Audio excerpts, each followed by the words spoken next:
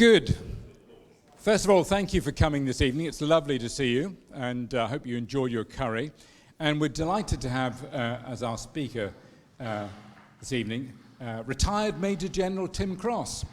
Tim has actually been to the Good Shepherd and been to our parish before quite a few years ago and spoke on Remembrance Sunday.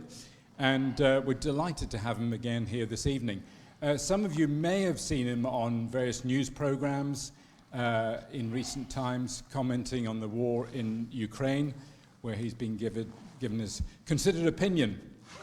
But I managed to persuade him to come along and speak this evening. We're very delighted that Tim's here.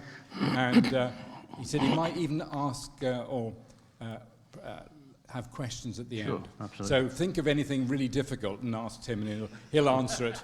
So I should also say that, of course, you're a member of St. Paul's, Camberley. I am. And Bethany, who we know very well, is now your family's worker over there. She is, yep. In fact, she was married here. I didn't know that. Yeah, husband's a teacher. And so the team from St. Paul's came over. Yeah. And you're a lay minister there, or a lay reader there? Lay minister, they call it now. Oh, right, okay, yes. They've graduated. Local lay minister, they call it. Local lay minister, yeah. So, what? Her brother is here. What? Her brother is here. Bethany's Where is he? Robert. Oh, Robert. Yes, Bethany's brother, Oh, that's right. right, sitting over there. Nice to see it. She does a fantastic job. So I will stop wittering on. And Tim, thank you for coming, and we look forward to you sharing with us this evening. Thank you. Thank you. Now, do we have a clock somewhere? Because I've been asked to speak for about 25 minutes. I hope that's all right. But time will fly by, and I probably bang on too long. It's great to be with you, and I really enjoy coming to speak to men's organisations. I know we've got to be a bit careful to be, politically correct nowadays, but the bottom line is I was in the military for 43 years. It was largely a man's business. Sandhurst was all men, staff college and all that sort of stuff. So, and I do think men need to spend time with each other, challenge each other, talk about these issues, particularly of being a Christian and so on. And I think most people here tonight are Christians. There may be one or two who aren't, and I'm very happy to take questions, afterwards if the non-Christians in particular want to challenge me. But when Nick asked me to come, I was sort of debating what to talk about, and I decided to talk about courage. And I hope you'll find it challenging, maybe a bit interesting, but I'm very happy to pick up in questions anything to do with, today's world, Ukraine, Israel, Gaza, Russia, so on and so forth.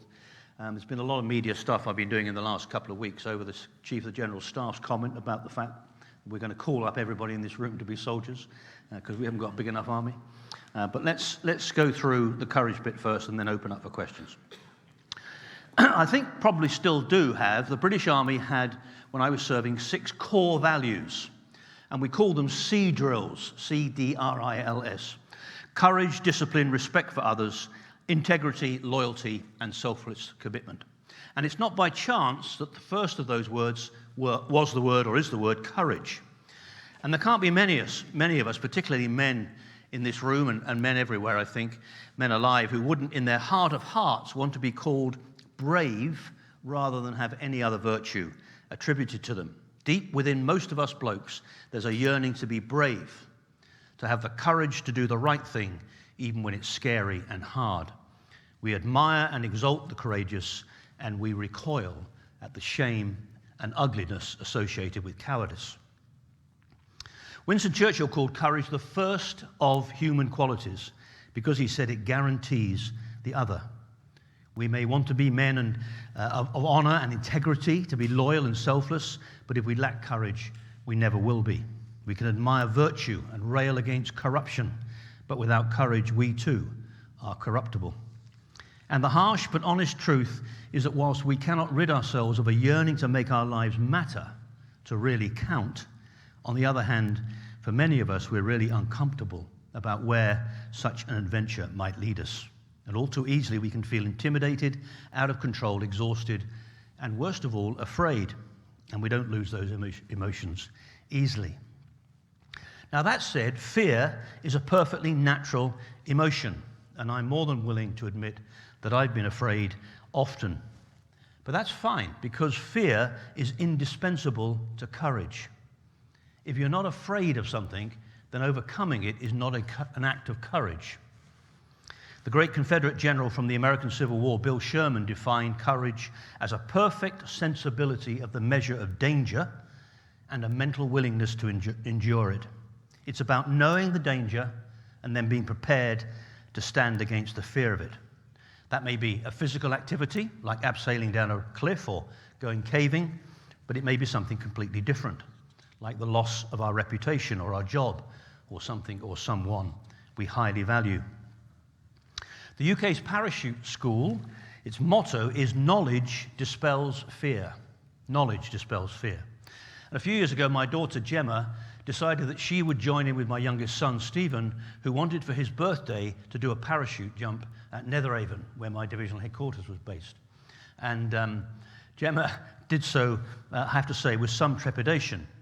Anyway, they poled up at Netheravon, and before the tandem jump, it was a tandem jump, they weren't just kicked out of the aeroplane on their own, the instructor explained what would be happening.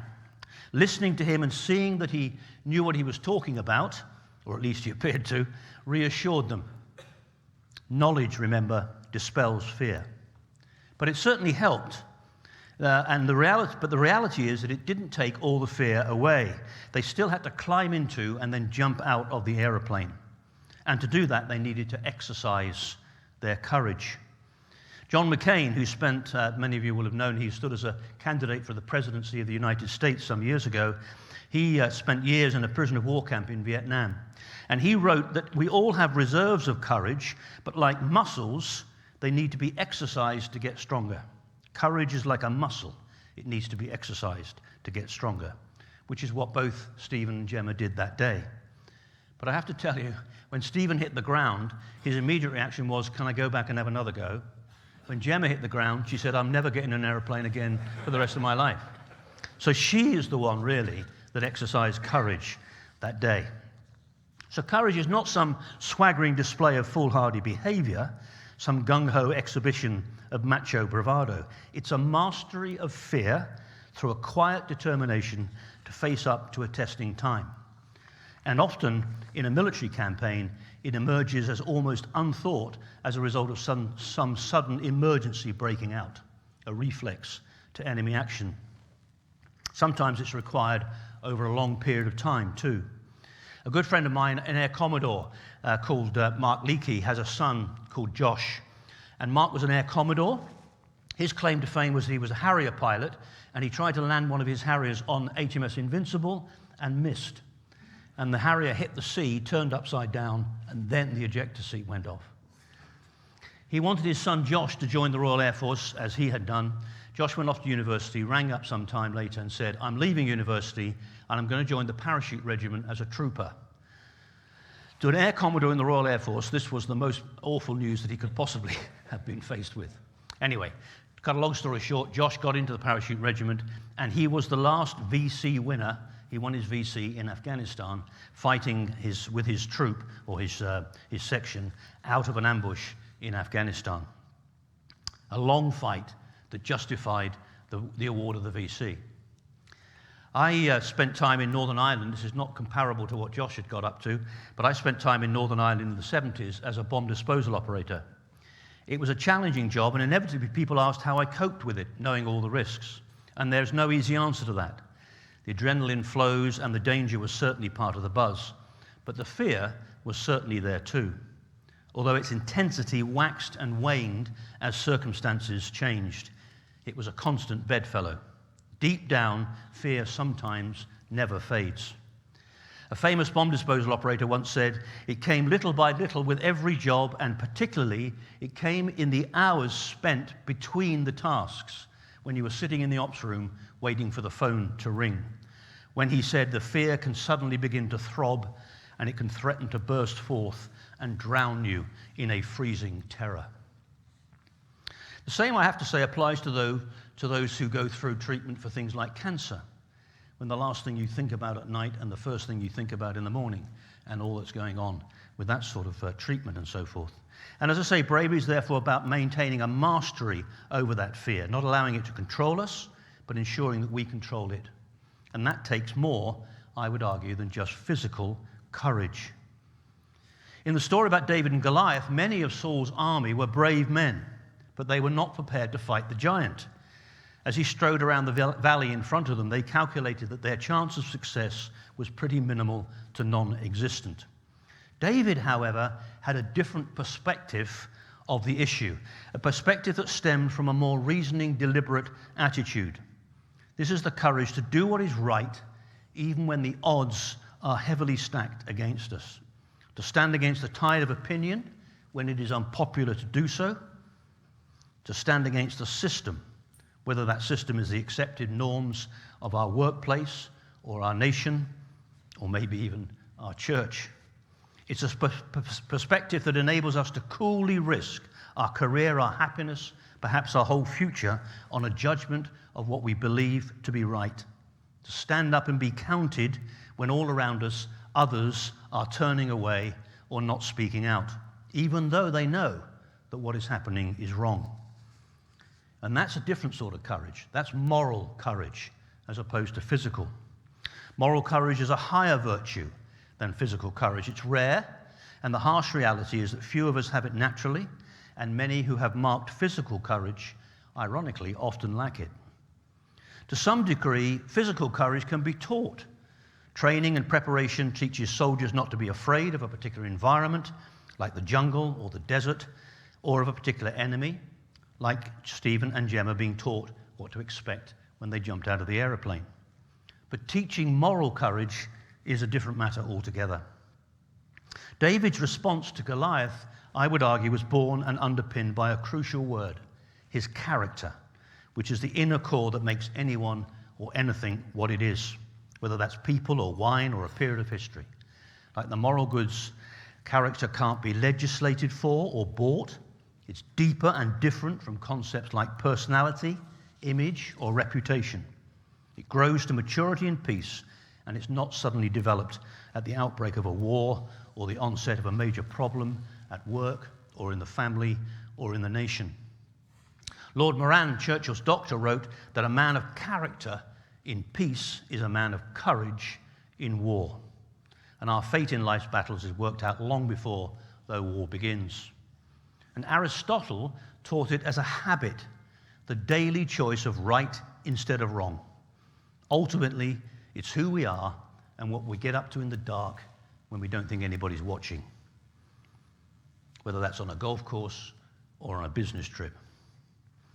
The book of Daniel is one of my favorite books in the Old Testament. When I was serving in 2003, I was serving in Baghdad as the statue came down. You may remember the pictures of the statue falling in Baghdad. And I flew in virtually that day, actually, as part of the people that went in to sort of think about rebuilding and all the processes that were going to go on in Iraq after the war. And at some point, I was able to go up to the northern region, to the Kurdish region. And as we were driving up there, I was there with my driver and a couple of other people, we passed a large patch of burning desert. And I said to the driver, pull over, we'll try and find out why this is so. And we got a couple of locals, I had an interpreter with me, and within minutes, the interpreter turned to me and said, the local people say that this is the place that Shadrach, Meshach, and Abednego were thrown into the fiery furnace. You know the story? And it was an extraordinary place, really. It was on top of the gas fields in the north, the oil fields, and the gas had filtered its way up through the sand, been alight for thousands of years, and this was the story that the local people, talked about. And as I wandered around reading that Old Testament story, I carry with me a small Bible on operations over the years, and I dug out the story and began to read about these three guys, or the four guys, of course, with Daniel. And standing there thinking about what they got up to, those three friends, Shadrach, Meshach, and Abednego, in simple terms, they'd been kidnapped along with Daniel, taken away from Jerusalem to Babylon, and I visited Nebuchadnezzar's palace in Babylon, an extraordinary place. It would be a great place to visit when things are quieting down, maybe in a few years' time. But the bottom line was these three friends had gone along with everything. They'd learned a new language, they'd got jobs, they'd become civil servants effectively, they'd eaten the food, they'd changed everything. All their lives had been completely turned upside down. And then one day, Nebuchadnezzar puts this tower up and says that everybody is to bow down to this tower. And at that point, the three friends decide that this is a line beyond which they could not go. They were not prepared to bow down and worship this tower, this tall building that Nebuchadnezzar had built. We all have to live most, if not all, of our lives under some form of authority. Different cultures establish different symbols or rituals that represent authority or domination. Sometimes that authority is relatively benign, sometimes it isn't. We might stand to attention whilst the national anthem is sung or a flag is pulled up or down, which is fine, except maybe when that flag is the swastika. There may be a ritual which everybody serves in and a government has to go through, like swearing allegiance to the head of state, which is what I did and a couple of others in this room did in terms of Her Majesty in my day. And that will again be fine, except what happens if that leader is a Stalin or a Pol Pot or a Saddam Hussein rather than our Queen or our King. And throughout our lives, we constantly bump up against the world's way of living, encouraged to adopt the latest fashion at one end of the scale, or conform to the latest politically correct language or view of the world somewhere further up the scale. Sometimes we can be relatively relaxed about what we're being asked to do, or maybe even join in. Other times we can't. And where we draw the line is often very difficult. And these three guys said, we are not prepared to cross that line. We will not bow down and worship this statue. Some time ago, I heard the story of a small Christian church in Cambodia during the years of the Pol Pot regime. Tiny building with about 20 people in this church suddenly found itself surrounded. Pol Pot soldiers kicked the door in, went up to the altar, picked up the cross, threw the cross on the floor, and said to the 20 or so people in the room, "You will now all leave, and as you leave, you will spit on the cross, and you will never come back." And they were going to burn the building down. Imagine you're in the church. What are you going to do? One by one, people stood up, went to the front of the church, spat on the cross, and left. And there may have been all sorts of reasons why that would be the case, the best thing for them to do. But this is a true story. A young teenage girl apparently got up, went to the front, knelt by the cross, and said, "I could never spit on my Savior." And they stuck a bullet through her head. I heard that story many years ago. And I often think to myself, would I have left that church alive? And the three friends know the probable result of not bowing down to this statue. They're denounced, they're dragged in front of the king, who gives them a final opportunity to obey. They refuse, knowing the inevitable punishment. They don't attempt to talk their way out of it. No lies or deceit, no excuses. They simply cast themselves on God and His word. They do not assume that He will save them, but they trust in Him, not doubting His concern or His ability to deliver them. All of our biblical heroes face hard choices, and along with them sacrifice, and in some cases apparent failure. None of them had their lives nicely sewn up. Knowing he would be abandoned by his friends during his ministry and trial, and by God Himself on the cross, we too easily forget that Jesus could simply have walked away in the early hours in the Garden of Gethsemane and headed off into the night. Those three mates had a choice. Jesus has a choice. Many of us live our lives believing that if only my earthly relationships were secure, education complete, job settled, family content, life sorted, safe, under control, then maybe we could have this wonderful relationship with God and have the courage to face any number of fiery furnaces, which is what those three guys were thrown into. But the reality is quite different. It's perfectly possible to have everything our hearts desire and yet lack courage and live lives dominated by fear. If you're wrestling with some sort of decision at the moment, ask yourself this: are you being brave in the choice that you're going to make, or are you being safe? Jesus is clear about the reality of all of this as He can be. And if our lives following Him don't feel dangerous, then we need to pause and check to see if it's really Him we're following. Doing what He does, speaking out truth, loving people in need, is inherently unsafe in a fallen world full of lies and selfishness. And it's scary because we're being asked to choose between a life that looks secure and successful and a life that is actually significant. Between the life that wins the applause of our peers and a life that actually transforms the lives of others. If we're prepared to be courageous and not safe, then I would ask or suggest that God can use us way beyond our wildest dreams. But all too often a desire for comfort, security, control, earthly success, in other words, safety, holds us back. I sense that in many Christians today, particularly men, there is a subtle but deep discontent, a powerful but largely unspoken sense of disappointment in the way that their Christian life is turning out. And not because of failure. On the contrary, many of us are successful dads, accomplished professionals, good people, earnest followers of Jesus. And maybe it doesn't feel right to complain. In a world of suffering and destruction, God has been pretty kind to us, and our life is really pretty good. So what if we're a little bored? On most days, a little gratefulness, a good cheer, routine busyness seems adequate to drive away the blues. But if we're honest, at the end of the day, we thought our Christian lives would be more than this, somehow larger, more significant, more vivid, more glorious. Driving to church on a Sunday can often feel a bit like Groundhog Day. Do you remember the film? Where Bill Murray's character relives exactly the same day over and over again. A guy called Gary Huygen, who wrote a great book about this, says there's nothing wrong with the day we Christians are reliving. It's just the same, mostly harmless routine of errands and pleasant exchanges in a Christian cul-de-sac.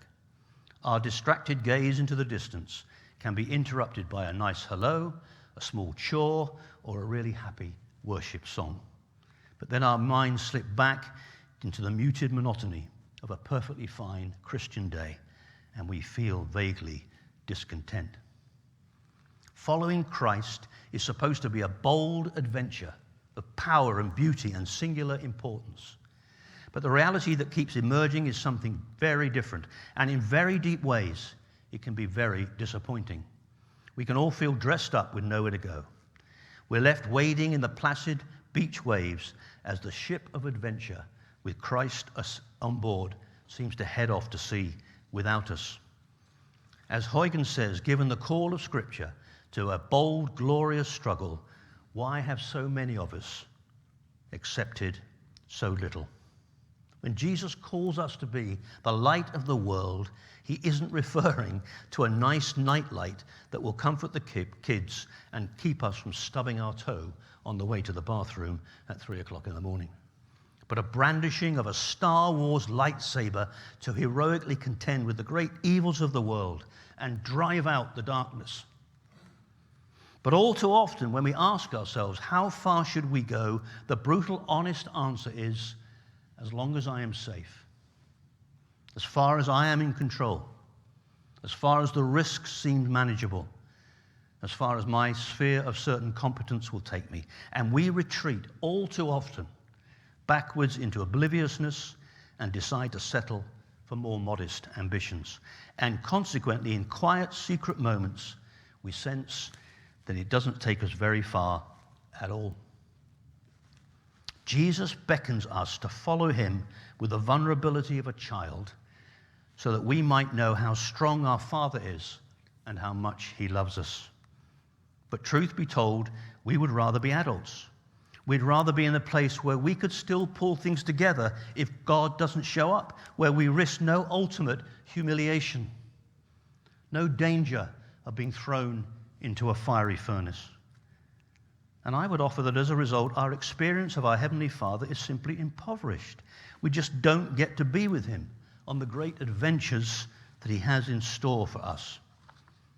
My thoughts are not your thoughts, says the Lord in Isaiah, and your ways are not my ways. His power is made perfect in our weakness, not our strength. We love what rusts away. He loves what endures. We think preserve the body. He thinks preserve the soul. We dream of a pay rise. He dreams of raising the dead. We avoid pain and seek peace. He uses pain to bring true peace. We resolve to live before we die He tells us to die in order that we might truly live. I think in the years ahead, and I think we're experiencing this now, we Christians, we need to stand firm for justice and righteousness against all that's going on in the world around us, in our own nation. And we will need courage stemming from character rooted in biblical truth. So let me ask you the question. Where is the line in the sand beyond which you would not be prepared to go when it comes to what the world is talking about, passing legislation for, asking us to engage with? And secondly, are you prepared to ask the Lord what he wants you to do with the rest of your life? Whether you're young or whether, like me, you're an old and crusty retired general. We're not done till we're dead. And all of us have gifts and talents that the Lord wants to use for us to transform the people and the circumstances around us. The question is, have we got the courage to ask him, and then the courage to do whatever he is calling us to? About 15 years ago, I found myself thinking a lot about the issue of abortion. I won't bore you with the reasons why. And I know this is a touchy subject. So, like I suspect many blokes, I found myself thinking, I'm a bloke, I was then about 60, who on earth is going to listen to me? Forget it, I'm not interested. But it kept coming back.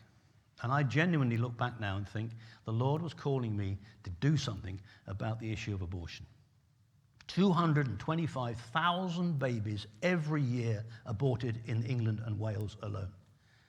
1 in 4 conceptions got rid of. I could bang on about it for quite a while. But my point is, I resisted being involved in that because, frankly, I was afraid. Afraid of what the world would say, afraid of what the people around me would say, afraid of what the media would do to me, afraid of what old friends would do. But finally, I began to get involved in this in the last 12 months for various reasons, in various ways. And I think genuinely the Lord was calling me to that, and I've resisted it, and I needed to find the courage to step out and get involved. Now, I don't know what he's calling you to do, but I think he's calling you to do something. It may be to stand against a particular piece of government legislation, stand against a manipulative or a controlling boss. It may be something completely different. The fight may be short or long, like Wilberforce doing away with slavery.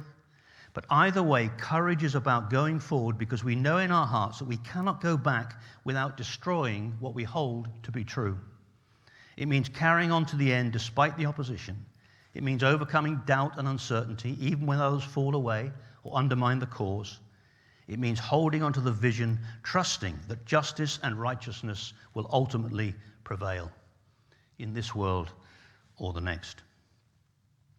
Just as Shadrach, Meshach, and Abednego did, such as David did, and many other examples. William Wallace in the film Braveheart stirs a hesitant Robert the Bruce by saying, "Men don't follow titles, they follow courage." So as James Elroy Fletcher says in his poem, "Go out as a pilgrim and seek out danger. Pit your very soul against the unknown and seek stimulation in the company of the brave." And may God help you as you do so. Thank you.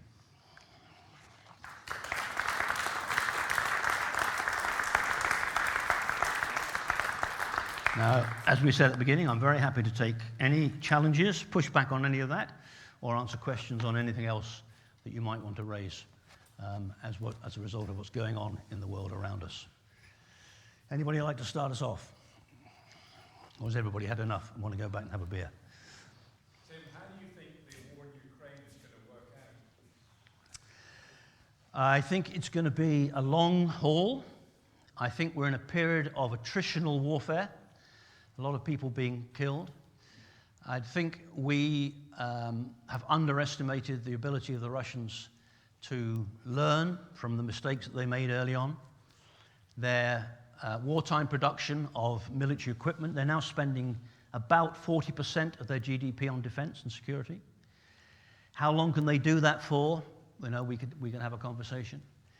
The potential of the West in terms of its production and so on is far greater, but the West has been very reluctant, and I think still is very reluctant, to really ramp up production and give the Ukrainians what they need.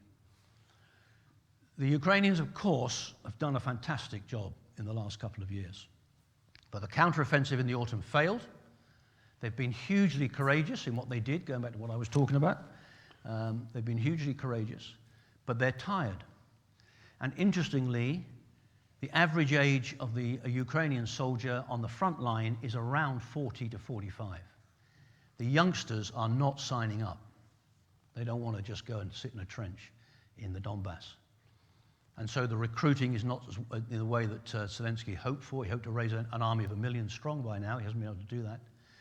We've been giving them enough kit to hold out, but we have not given them enough kit to be able to conduct really strong counteroffensives and to retake the ground. So I think we're at a stalemate. I think there will be months of attritional warfare. The Russians, I think, will probably try some sort of counteroffensive fairly quickly in the spring. Ukraine are obviously doing some good stuff in maritime. They've managed to basically get the Russian Navy out of Sevastopol. They're hitting places like Crimea. They're hitting places deep inside Russia. But I can't honestly see them retaking the ground that's been lost. And I think the pressure on Ukraine to come up with, or to agree to some form of negotiation, will probably build. Now, that's on one hand is fairly gloomy. The other end of the story could be that the West finally begins to give them what they need. But, it takes a long time to produce the sort of equipment we're talking about here. And we've given them from the UK quite a lot of our own stuff, and we haven't got a huge amount ourselves, actually. So I just, and with all that's going on in America with the politics and the presidential election this year and so on, I think Ukraine is in for a really difficult few months, probably another. And we could well be talking about this same time next year. Now, I may be wrong, but that's just my sense of it. Yes? Wider than that, in the last few weeks, there's been quite a lot of talk of, I'd sort of phrase it perhaps, warmongering. There's a lot of talk.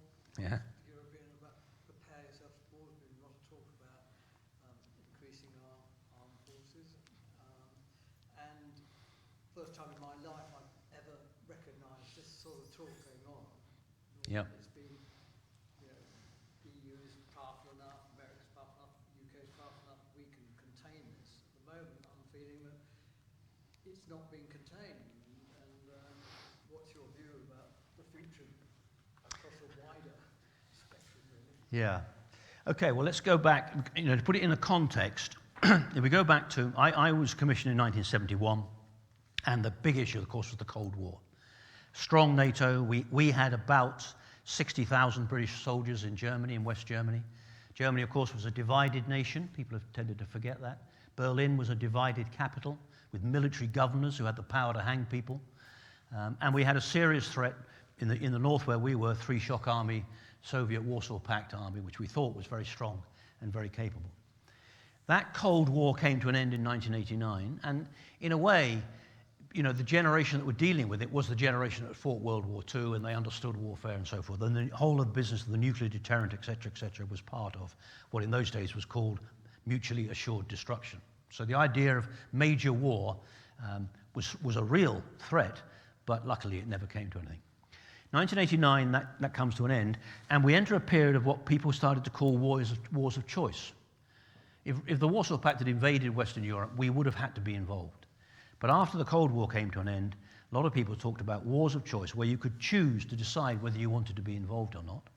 And alongside that, quite a lot of intellectually influential people said that having won that war, Cold War, the whole world would now slowly but inexorably become free and liberal and democratic and capitalist. And that's the way it was going to happen. The end of history, Fukuyama and various other people. And we got involved in those wars of choice in a number of ways, we the UK, but we started cutting our defence spending pretty seriously. And then I think we got, because of Iraq, and I'm skating over history here, but because of one could argue, and I think I would partly argue, the failure of Afghanistan, the failure of Iraq, the failure of Libya, and so on, we generally speaking in the West, withdrew from getting involved in these conflicts, and we started cutting even deeper. And it's not that long ago, the British Army was 105,000 strong. It's now about 75,000, and it's probably going to go down to 72,000, and maybe even lower if the recruiting issues don't pick up. So we've seen, a world in which we could well be involved in a major war, to making wars of choice, and now in a way falling back from that, thinking that these things have gone away. But at the same time, of course, China is a rising power. The threat to Taiwan is certainly there. The situation in the Middle East has got worse. But in particular, Russia has invaded Ukraine. And if you're in the Baltic states now, the people there are genuinely fearful that Russia will move into the Baltic states, particularly if Ukraine goes well for them. Not tomorrow, but in a year or two's time, if Ukraine doesn't work out and Russia succeed, then the Baltic states could well be next. Got a large Russian population, speaking population, and there's all sorts of other issues in that. And consequently, people like Finland are now wanting to join NATO, Sweden joining NATO, and people are saying that the sort of comparator that's being made is people are saying we could be living in the sort of 1930s. Some people have talked about 33, 34, others 37, where Russia is becoming more expansionist and more aggressive and is a real threat. And when we, the establishment, and when we look at our own capabilities, we're beginning to realize we have cut back hugely. Now, I'm a crusty old general, as I say, and I would say this, wouldn't I? But, I know enough to know that, our stocks, our material stocks, our ability to sustain a long fight, a war-fighting armored division in the field, which we did in the First Gulf War back in '92, which I was involved with. We haven't got that ability anymore. So people like Patrick Saunders, who's the current Chief of the General Staff, alongside others in NATO and alongside others in other countries, particularly in Eastern Europe, are saying we have got to reverse this trend. We have got to recognize that we may well be back into a situation where we have no choice but to engage in warfare again, if Russia does the sort of things we're talking about, and if China does what it's talking about. With North Korea, who are beginning to build a nuclear capability and so on, linked to Iran, linked to all the other things that are going on. So I don't think we're in a 1937-38 situation. I do not think Russia's about to invade Western Europe. But the threat against cyber, undersea cables, and the long-range weapon systems and drones and all that stuff does build a picture that I think is quite right that people like Patrick Saunders are saying to the government and the nation, we better think about this. And if we want to be ready for something that could well happen in 2, 5, 10 years' time, we have to make some choices now. Because you don't build, you could destroy an army very quickly. Churchill said you can destroy an army very quickly. It takes a long time to build it back up again. It takes a long time to have to produce the weapons and to do the training and to get you back to being, a first-team player. So yes, there is a lot of talk about it. People saying we need to spend more on defense. But I don't see much changing in terms of the action. The current Secretary of State has said that the solution to the recruiting problem is to recruit more women. 50% of the army should be women. Well, I actually argued strongly that women should become bomb disposal operators because they happen to be bloody good at it. But, we're not going to end up with an army of 50% of women. We have got to change our attitude to this stuff. The diversity and inclusion agenda and all the other things that have been going on that have undermined our fighting power. Because at the end of the day, that's what we have to be able to deliver. And all Patrick and others are saying is we are not able to deliver that today, and we better think about reversing it. So what he wants is a bigger army, bigger reserves, and well-trained reserves, and then an understanding that if we were in serious trouble, we might need to go beyond that with some sort of citizen volunteer step. He's not saying conscription, actually. But he is saying we need to be prepared, which is why, again, people are now talking about should we send the younger generation on, training boot camps and all that sort of stuff. So I'm not, as I say, I don't think we're in serious trouble in terms of being invaded or whatever at the moment. But as I look out 5, 10 years, the world will be a very different place. And we better be, and we have a choice to make. I mean, I was saying earlier on, I was the Army Advisor to the House of Commons Defence Committee. And I've chatted with people like Philip Hammond when he was Secretary of State and so forth, and indeed many other people like that. And my comment to them was, look, if you declare Brexit, and we are going to be global Britain. Fine, put the resources in to enable that to happen. If you don't want it to happen, don't puff your chest up and say we're going to be part of around the world and so on and so forth. You either go for this and put the resources in, or you recognise that we're no longer a world power and we don't want to be, and we're not going to be involved in this sort of stuff. But it is interesting that Finland has been a neutral for a long. Sweden has been, neutral for generations, 200 years, and yet it has made the decision that it wants to join NATO, and it's got a big army, and we need to take this seriously. Bit of a long answer, but it's very, very, it's a very real issue today, and I think politicians do need to take it seriously. And again, I don't, keep going back to what I was talking about, but these decisions are not easy. I mean, I've literally sat with prime ministers. I had lunch with Rumsfeld. I've seen some of the choices that people have had to make. It takes courage to make some of these decisions and stand up and say, this is what we're going to have to do, and this is how we're going to do it. And too many of them don't want to make those choices, don't want to make that decision. Yes, sir. You said in your talk about courage, you gave the idea of a comfortable Christian David. Yeah. We all have days like that. We do. Then you talk about defence spending, try and bring those two disparate things together. The reason we don't spend very much on defence is we spend it on other things, and we have become richly more comfortable than the period of time we talk about, which is actually around the time that our parents decided to have us. Yeah. So they were deciding, can we afford this? And they obviously decided they could. So is there a tension between spending money on things that make people healthier and happier, and then also Christianity? Because you said about the Cambodia example. Every time we come across Christians in places like Uganda, which is a church supports and other places, we're always incredibly amazed by the sort of, I think you call it the vividness of their faith. So is there just this tension that we're going to have to resolve some other way between living, fortunately as we do, in this part of England where most people, but not everyone, is living all right, and trying to have the vividness of faith that we should have. Yeah. Yeah, there always has been a tension, and I think there always will be. But a couple of quick responses. The government, in my view, rightly, about 20 years ago, when it started putting together the risk register and various other analysis, we used to talk about a defence review. We now talk about a defence and security review, because security is more than just defence in the way that you or I would look at it in terms of Army, Navy, or Air Force. Security is also about being able to go down the shop tomorrow morning and buy a bottle of milk without being blown up by a terrorist. It's also about being able to live a life where I'm not going to die of a bad disease, and therefore the health service and so forth. It's also about enabling people to live reasonably comfortably in social services, etc., etc. So security is a much bigger issue than just defence. And yes, of course, there's a tension between how much you spend in those arenas, and those choices are difficult choices, and governments have to make that choice. But at the end of the day, defence in the traditional way of understanding it is, in my view, is important. And establishing, I've lived in various places around the world and been involved in various operational deployments around the world.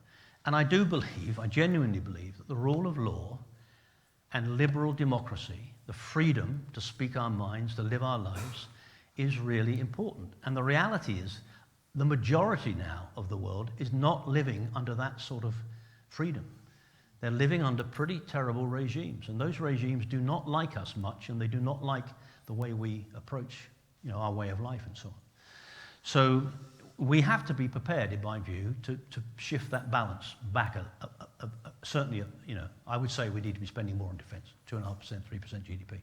But remembering we were spending about 50% of GDP at the end of World War II, and we were spending 15% well into the 60s and 70s. We're not talking about going back to those days, but we are talking about trying to rebalance that tension a bit more in terms of, the way we live our lives. And I don't believe in this idea of snowflake generation and all the rest of it. The current generation of youngsters coming through, they need leadership. They just need to be given clarity of purpose. They need to understand what we stand for and how we want to live our lives and so on. As Christians, I think there are lots of other issues which I alluded to, and in my own case, this issue of abortion, which has been on my mind, and I've found myself being called to for quite a long time. But, there is serious stuff going on in this country. So, for example, take another example. I could not believe, and I cannot believe, that our government has passed a law to say that you cannot pray everywhere in this country. You are now forbidden to pray within zones around abortion clinics. And there are people being arrested in this country for leaning on a tree, praying quietly within the no-go zones around abortion clinics. Who has stood up and made themselves known? Where, and I happen to know the Archbishop of Canterbury very well. He's going to come and speak at a thing I'm running in March. Our archbishops, our bishops, our vicars, none of them have stood up and got out there and protested about the fact that as a Christian nation we cannot pray everywhere. It's bizarre. There are lots of other issues that are going on. As Christians, we need to engage. We going back to your comparative lifestyle, being comfortable and so forth, far too many of us are far too comfortable. And as I said earlier, I don't know what the good Lord's calling you to do, or anybody in this room or anywhere else. I've been through this myself, and I've had to struggle with, as I've alluded to. But ultimately, we're not done till we're dead, and we have to get out there and do something. Be prepared to take our faith out there and influence the thinking. And I do worry that as a nation, I'm sure we all do, but I do worry as a nation that we have abandoned biblical principles. And therefore, I think if we believe this stuff, if we really believe this stuff, then we have to be prepared to engage. And yes, there's a tension, of course there is. And going back to Shadrach, Meshach, and Abednego, they had put up with an awful lot, and they lived the life that they'd been, kidnapped into. But I go back to my question. What is the line in the sand beyond which you are not prepared to go? What does that look like for you? Yes, sir. You may have come at a very timely time to issue a challenge to us because Nick is leaving us. Yes, I understand he is, yeah. And it may well be the church warns there's going to be an awful lot on them during the 6 months or more that we're going to be without a rector. Yep. And it may well be that God is in fact calling people to join the PCC, take on tasks which they might well be a bit afraid of. Yep. And so I think your talk to us tonight is very timely. What is God? Thank you. Each of us here Yeah. to do, particularly in this church, and the church generally is in grave danger of, running into decline. Yeah. I'm not talking just about the Church of England and a Methodist local preacher, Mm-hmm. and certainly the Methodist Church is in decline because church is just talking to somebody earlier on before over a drink before the meal, and one of the reasons that I think is decline because churches just haven't grasped the nettle that each and every church should be challenging people to issue challenges as you've done tonight, and they haven't brought forth preachers and ministers, and therefore the Methodist Church particularly is short of people. Yeah. So very timely. So Thank you.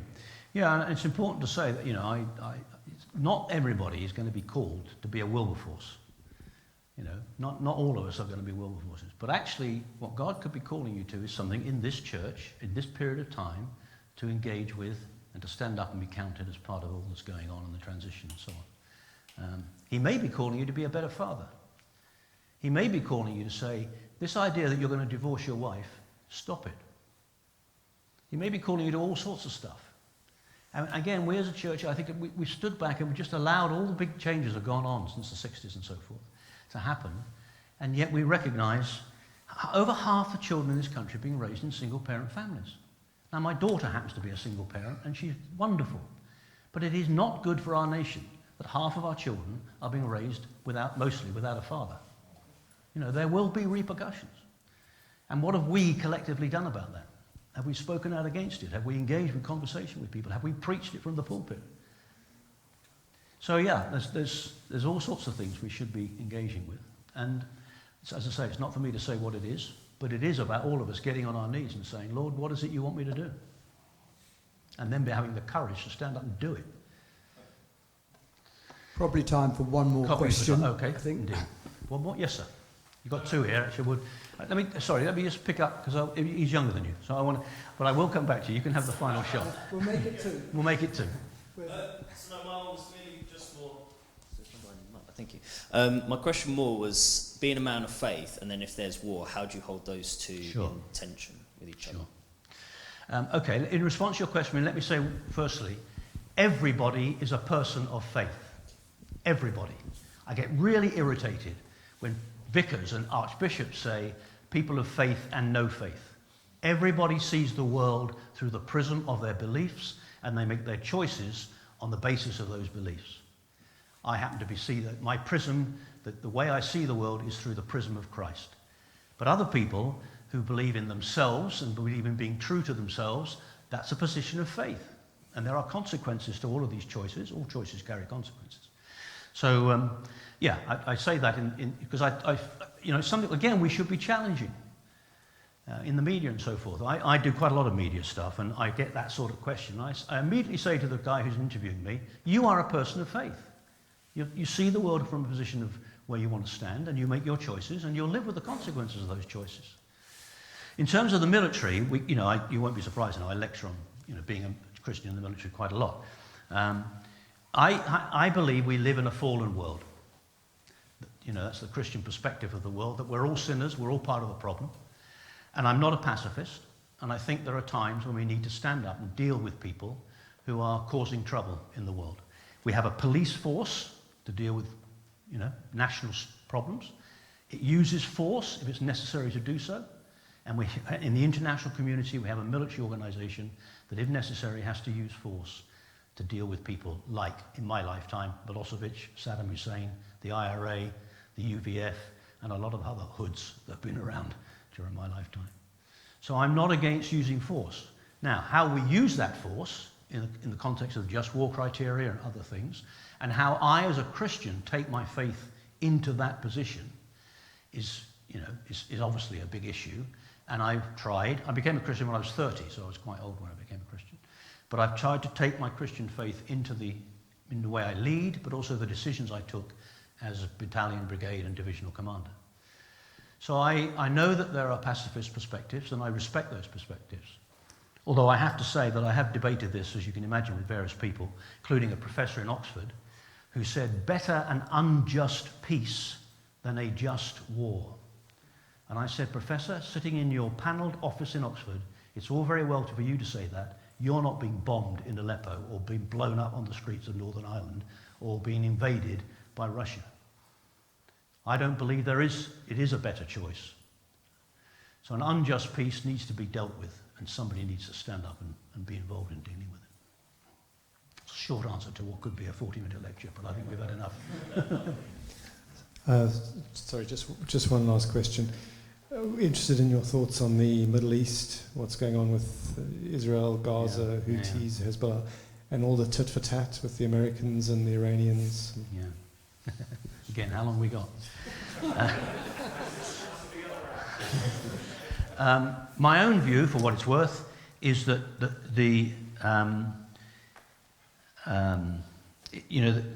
Hamas is dedicated to basically to wipe out Israel. It's quite clear about that. Hamas was watching as Israel has built relationships with a lot of the Arab nations and was just beginning to build a relationship with Saudi Arabia, and Hamas were beginning to realize that they were losing, that fight in inverted commas.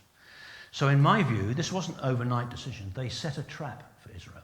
Deliberately, October the 7th was a deliberate move to cause as much mayhem and pain as they could, knowing that Israel would have to respond. And Netanyahu, being the guy that he is, pretty right-wing and extreme, that Netanyahu would have to respond. Now, I'm not saying he shouldn't have responded, but I do think that the way Israel have responded militarily is perfectly understandable, but strategically, politically, has not been a clever move. They are losing the PR battle, they're losing the media war, they're losing the sympathy of an awful lot of people. And I grew up, my father worked for Shell and built oil refineries in the Middle East, and so I watched on the news in 67 and 73, and my dad used to say, we were there and so forth. And I was very pro Israel. And I don't see how my generation could have been anything other, knowing about the genocide and all that followed in World War II. But I do think they've lost the plot, and Netanyahu, I think, has not thought this through properly. We need statesmen and stateswomen of wisdom and, able to take a better view. So that, and that conflict has always been a danger that it would spread. But I think it's interesting that for people like Saudi Arabia and Egypt and other UAE and other Arab nations, they don't want it to spread, which is why even Iran hasn't been encouraging Hezbollah to, make too much trouble out of Lebanon. And the Houthis, of course, are trying to do the same thing. They're trying to ramp this thing up and expand the war. Now, should we attack the Houthis because of what's going on in the shipping lanes? I do believe that we should maintain freedom of the sea, and therefore we shouldn't collectively stand back and do nothing. But rather like Netanyahu saying he is going to destroy Hamas, he will not destroy Hamas. You don't destroy an idea. You can degrade, you can defeat, you can do all sorts of stuff, but you're not going to destroy. And Saudi Arabia has been bombing Yemen for years, not that long ago. So we're not going to destroy the Houthi without taking ground, and we're not going to be putting ground forces into Yemen. So I'm not saying we shouldn't engage, and actually I think the balance at the moment in dealing with the Houthi is probably about right, personally. But it's difficult to see where you go from here, and again we need strategic leaders of wisdom to be thinking that through. Israel, I suspect it will be a few more weeks before, but there will be some sort of negotiated settlement, not settlement, but end to the war. And then the whole business of rebuilding Gaza, who's going to pay for that, etc., will have to be sorted. But I do think they walked into a trap, and I think even Netanyahu must, in his bath at night, wonder whether he got this right. And I would argue that he didn't. Hopefully it won't spread. I don't think Iran wants a broader war. America certainly doesn't. We certainly don't. So with a bit of luck, it will be contained. But I don't think it'll end quickly.